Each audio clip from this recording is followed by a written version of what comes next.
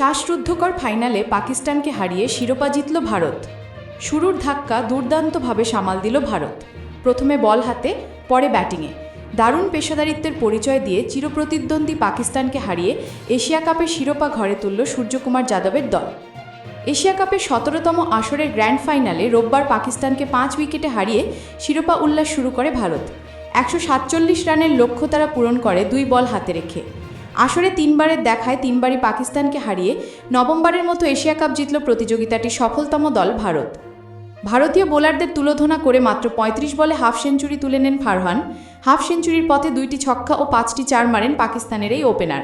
তবে এরপর আর ইনিংস বড় করতে পারেননি। পুরো ২০ ওভারও খেলতে পারেনি পাকিস্তান। ১৯.১ ওভারে ১৪৬ রানে শেষ হয় পাকিস্তানের ইনিংস। মাত্র ৩৩ রানে হারায় ৯ উইকেট। যেন আনপ্রেডিক্টেবল নামের সার্থকতা প্রমাণ করল তারা।